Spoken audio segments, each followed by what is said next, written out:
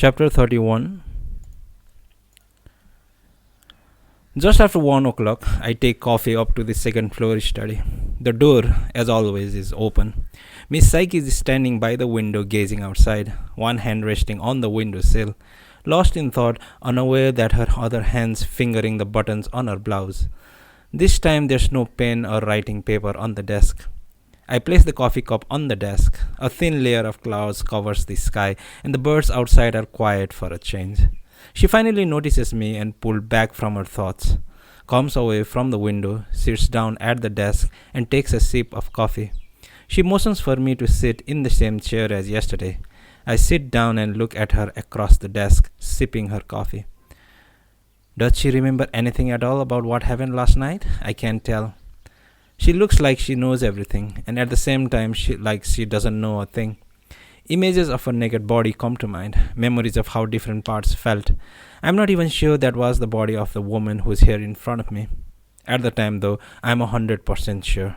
She has on a light green, silky-looking blouse and a tight beige skirt. There's a thin silver necklace at her throat, very chic.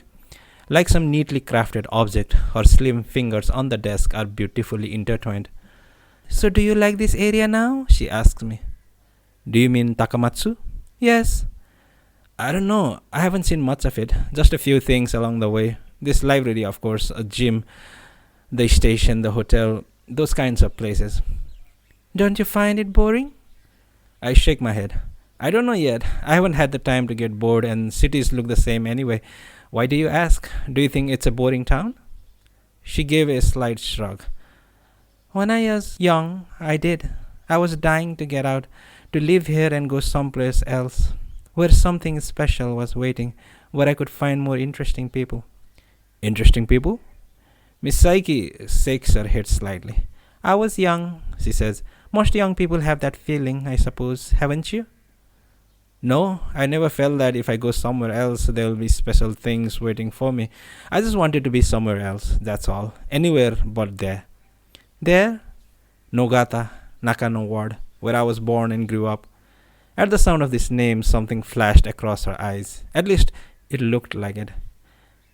As long as you left there, you didn't particularly care where you went? She asks. That's right, I say. Where I went wasn't the issue. I had to get out of there or else I knew I'd totally get messed up. So I left. She looks down at her hands resting on the desk, a very detached look in her eyes. Then, very quietly, she says, when I left here when I was 20, I felt the same way. I had to leave or else I wouldn't survive. And I was convinced I'd never see this place again as long as I lived. I never considered coming back, but things happened and here I am. Like I'm starting all over again. She turns around and looks out the window. The clouds covering the sky are the same tone as before, and there isn't any wind to speak of. The whole thing looks as still as the painted background scenery in a movie. Incredible things happen in life, she says. You mean I might go back to where I started? I don't know. That's up to you sometime well in the future. But I think where a person is born and dies is very important. You can choose where you're born, but where you die you can to some degree. She says all this in a quiet voice, staring out the window like she's talking to some imaginary person outside. Remembering I'm here, she turns toward me. I wonder why I'm confessing all these things to you. Because I'm not from around here, and our ages are so different. I suppose so, she says. For 20, maybe 30 seconds, we're lost in our own thoughts. She picks up her cup and another sip of coffee. I decide to come right out and say it. Miss Seiki, I have something I need to confess to. She looks at me and smiles. We're exchanging secrets, I see. Mine isn't a secret, just a theory. A theory? She repeats. You're confessing a theory? Yes. Sounds interesting. It's a sequel to what we're talking about, I say. What I mean is, did you come back to this town to die? Like a silvery moon at dawn, a smile rises to her lips. Perhaps I did, but it doesn't seem to matter whether you come to a place to live or to die. The things you do every day are about the same. Are you hoping to die? I wonder, she says. I don't know myself. My father was hoping to die. Your father died? Not long ago, I tell her. Very recently, in fact. Why was your father trying to die? I take a deep breath. For a long time, I couldn't figure it out, but now I think I have. After coming here, I finally understand. Why? My father was in love with you, but couldn't get you back. Or maybe from the very beginning, he couldn't really make you his. He knew that, and that's why he wanted to die. And that's also why he wanted his son, your son, too, to murder him. Me, in other words. He wanted me to sleep with you and my older sister, too. That was his prophecy, his curse. He programmed all this inside me. Miss Psyche returns her coffee cup to the saucer with a hard, neutral sound. She looks straight at me, but she's not really seeing me. She's gazing at some void, some blank space somewhere else. Do I know your father? I shake my head. As I told you, it's just a theory. She rests her hand on the desk, one on top of the other. Faint traces of a smile remain. In your theory, then, I'm your mother. That's right, I say. You lived with my father, had me, and then went away, leaving me behind in the summer when I had just turned 4. So that's your theory? I nod. Which explains why you asked me yesterday whether I have any children? Again, I nod. I told you I couldn't answer that. Couldn't give you a yes or a no. I know. So your theory remains speculative. I nod again. That's right. So tell me, how did your father die? He was murdered. You didn't murder him, did you? No, I didn't. I have an alibi. But you're not entirely sure? I shake my hand. I'm not sure at all. She lifts the coffee cup again and takes a tiny sip, as if it has no taste. Why did your father put you under that curse? He must have wanted me to take over his will, I say. To desire me, you mean? That's right, I say. Miss Psyche stares into the cup in her hand, then looks up again. So, do you desire me? I give one clear nod. She closes her eyes. I gaze at her closed eyelids for a long time, and through them I can see the darkness that she's seeing. Odd shapes loom up in it, floating up only to disappear. Finally, she opens her eyes. You mean in theory you desire me? No, apart from the theory, I want you, and that goes way beyond any theory. You want to have sex with me? I nod. She narrows her eyes like something's shining in them. Have you ever had sex with a girl before? I nod again. Last night with you, I think. But I can't say it loud. She doesn't remember a thing.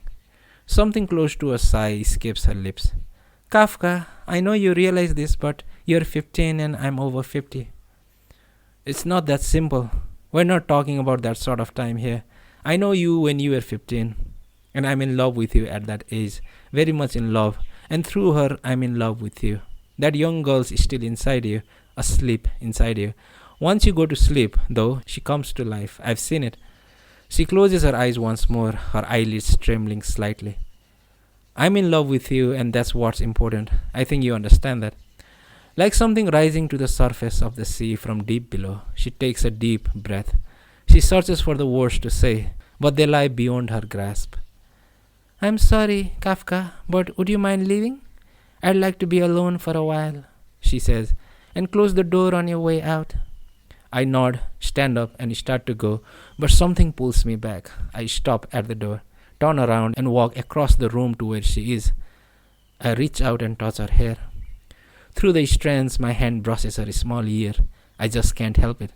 Miss Psyche looks up, surprised, and after a moment's hesitation, lays her hand on mine. At any rate, you and your theory are throwing a stone at a target that's very far away. Do you understand that? I nod. I know, but metaphors can reduce the distance. We're not metaphors. I know, I say, but metaphors help eliminate what separates you and me. A faint smile comes to her as she looks up at me. That's the oddest pickup line I've ever heard.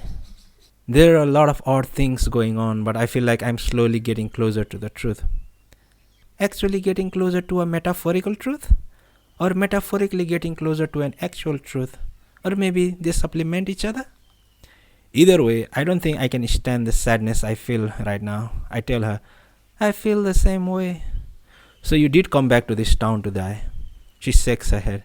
To be honest about it, I'm not trying to die. I'm just waiting for death to come, like sitting on a bench at the station waiting for the train. And do you know when the train's going to arrive? She takes her hand away from mine and touches her eyelids with the tips of her fingers. Kafka, I've worn away so much of my own life, worn myself away. At a certain point, I should have stopped living, but didn't. I knew life was pointless, but I couldn't give up on it, so ended up just marking time, wasting my life in pointless pursuits. I wound up hurting myself, and that made me hurt others around me. That's why I'm being punished now, why I'm under a kind of curse.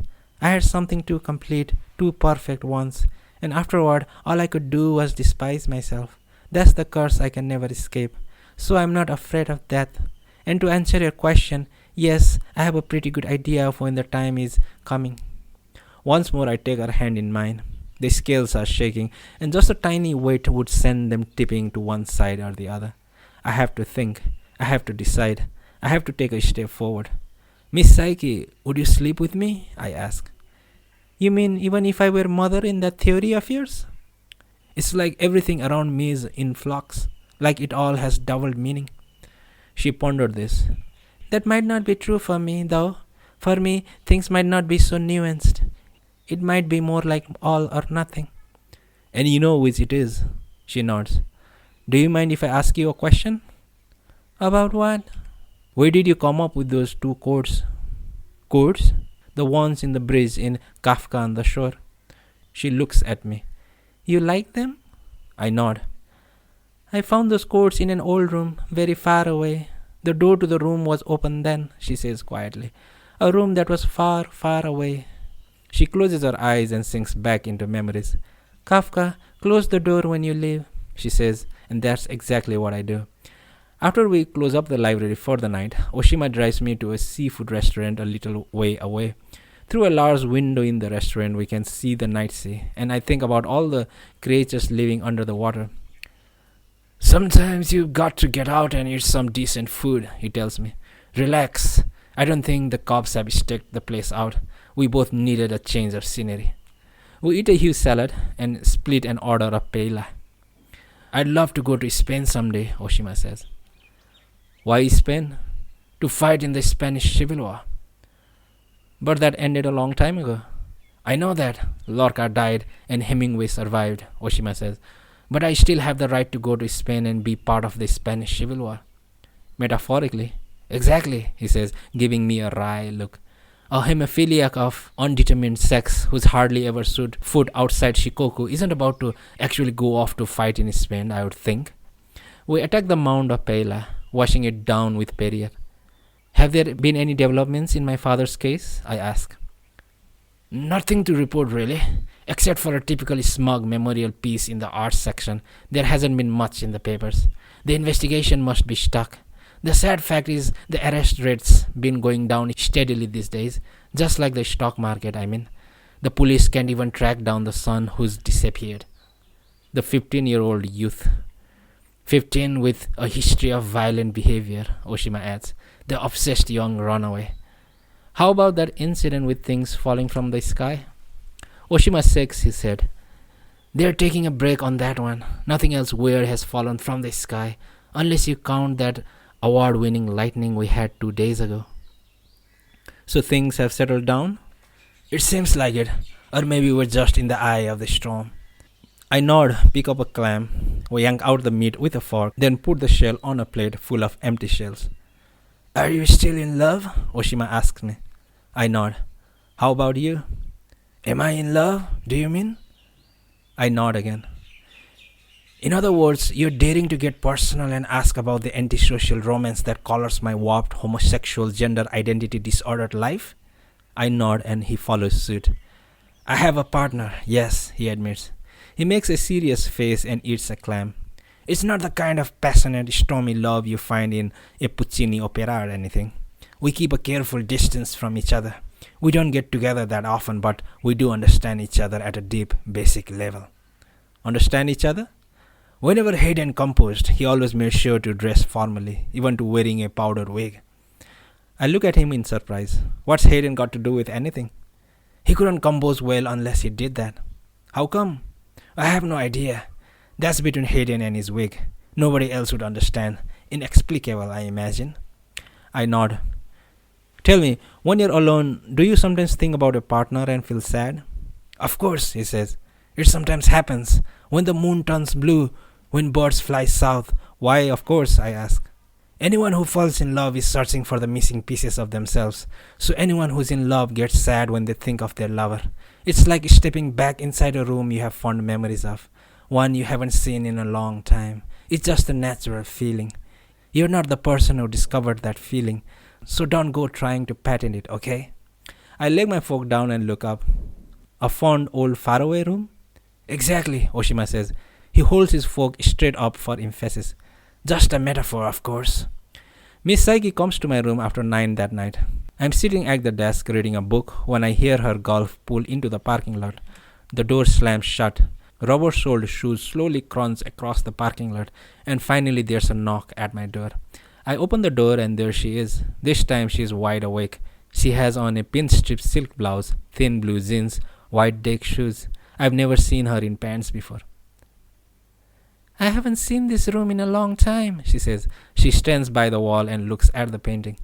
Or this picture either. Is the place in the painting around here? I ask.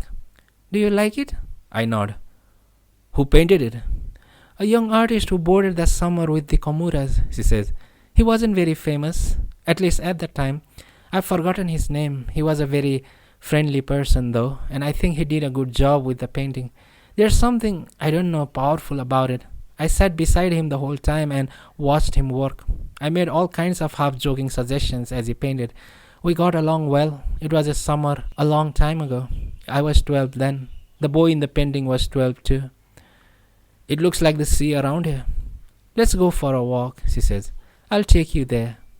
I walk with her to the shore. We cut through a pine forest and walk down the sandy beach. The clouds are breaking up and a half moon shines down on the waves. Small waves that barely reach the shore, barely break. She sits down at a spot on the sand and I sit down next to her. The sand's still faintly warm. Like she's checking the angle, she points to a spot on the shoreline. It was right over there, she says. He painted that spot from here. He put the deck chair over there, had the boy pose in it, and set up his easel right around here. I remember it well. Do you notice how the position of the island is the same as in the painting? I follow where she's pointing, and sure enough, it's the same. No matter how long I gaze at it, though, it doesn't look like the place in the painting. I tell her that. It's changed completely, Miss Psyche replies. That was 40 years ago, after all. Things change. A lot of things affect the shoreline. Waves, wind, typhoons. Sand gets washed away. They truck more in. But this is definitely the spot. I remember what occurred there very well. That was the summer I had my first period too. We sit there looking at the scenery. The clouds shift and the moonlight dapples the sea. Wind blows through the pine forest, sounding like a crowd of people sweeping around the ground at the same time. I scoop up some sand and let it slowly spill out between my fingers. It falls to the beach and, like lost time, becomes part of what's already here. I do this over and over. What are you thinking about? Miss Psyche asks me. About going to Spain, I reply. What are you going to do there? Eat some delicious paella. That's all? And fight in the Spanish Civil War. That ended over 60 years ago. I know, I tell her. Lorca died and Hemingway survived. But you want to be a part of it? I nod. Yup, blow up bridges and stuff. And fall in love with Ingrid Bergman. But in reality, I'm here in Takamatsu and I'm in love with you. Tough luck. I put my arm around her. You put your arm around her. She leans against you, and a long spell of time passes. Did you know that I did this exact same thing a long time ago, right in this same spot? I know, you tell her. How do you know that? Miss Psyche asks and looks you in the eyes. I was there then. Blowing up bridges? Yes, I was there, blowing up bridges. Metaphorically? Of course. You hold her in your arms, draw her close, kiss her. You can feel the strength deserting her body. We're all dreaming, aren't we? She says. All of us are dreaming. Why did you have to die? I couldn't help it, you reply. Together you walk along the beach back to the library. You turn off the light in your room, draw the curtains, and without another word climb into bed and make love. Pretty much the same sort of love making as the night before, but with two differences. After sex, she starts to cry. That's one. She buries her face in the pillow and silently weeps. You don't know what to do. You gently lay a hand on her bare shoulder. You know you should say something, but you don't have any idea what. Words have all died in the hollow of time, piling up soundlessly at the dark bottom of a volcanic lake. And this time, as she leaves, you can hear the engine of her car. That's number two. She starts the engine, turns it off for a time, like she's thinking about something, then turns the key again and drives out of the parking lot. That blank, silent interval between leaves you sad, so terribly sad. Like fog from the sea, that blankness wends its way into your heart and remains there for a long, long time. Finally, it's a part of you. She leaves behind a damp pillow, wet with her tears. You touch the warmth with your hand and watch the sky outside gradually lighten. Far away, a crow caws. The earth slowly keeps on turning. But beyond any of those details of the real, there are dreams, and everyone's living in them.